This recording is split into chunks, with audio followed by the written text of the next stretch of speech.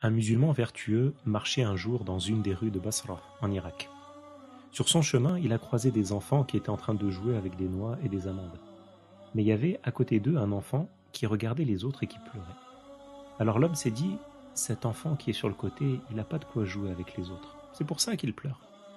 Il est parti voir l'enfant et il lui a dit, « Oh fils, pourquoi tu pleures?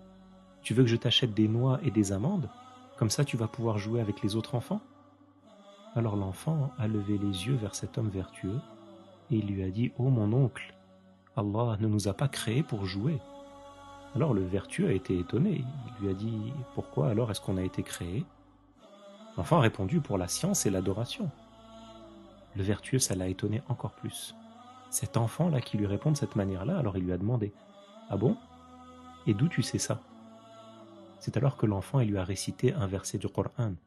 « Afahasibtum annama khalaqnakum abatha wa innakum ilayna la turja'un » C'est-à-dire, est-ce que vous croyez que vous avez été créé sans raison et que vous ne reviendrez pas pour le jour du jugement? Alors le vertueux, il a dit à l'enfant, « Mon fils, tu as beaucoup de sagesse. Exhorte-moi, donne-moi un conseil qui soit bref, mais qui soit fort. » Alors l'enfant, il lui a récité une poésie que l'on pourrait traduire en français en disant « Je constate que ce bas monde se rapproche de sa fin d'une manière plus rapide que beaucoup ne le pensent. Ce bas monde ne restera pas éternellement pour ceux qui y vivent, et personne qui y est vivant n'est éternel non plus. La mort est en marche pour venir prendre l'âme de chaque personne. Ô toi qui t'es attaché à ce bas monde, fais attention et ne sois pas trompé par ses plaisirs. » Alors l'enfant, il a regardé vers le ciel, il a levé ses mains pour faire des doigts avec les yeux pleins de larmes. S'il regarde vers le ciel, c'est connu, c'est parce que c'est du ciel que descendent les miséricordes. Et le ciel, c'est la direction, c'est la qibla pour les invocations. Puis il a invoqué Allah. Il disait, « Oh Allah, tu es celui à qui on demande et tu es celui auprès duquel on recherche le recours. » Et cet enfant, il s'est évanoui, il a perdu connaissance. L'homme vertueux, il a mis la tête de l'enfant sur ses genoux et il a essuyé la terre qui se trouvait sur son visage. Quand cet enfant, il a repris connaissance, il l'a interrogé. Il lui a dit, « Pourquoi tu fais ça?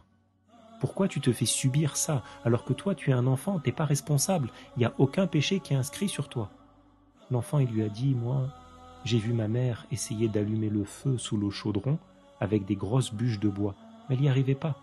Alors elle avait besoin d'utiliser des petites brindilles pour que le feu prenne avant de l'entretenir avec les grosses bûches. » Il lui a dit, « Moi, je crains d'être de ceux qui atteignent la puberté sur l'interdit et qui vont mourir chargés de péché. » L'homme vertueux, quand il a entendu cette réponse de l'enfant, lui-même, il s'est évanoui à son tour.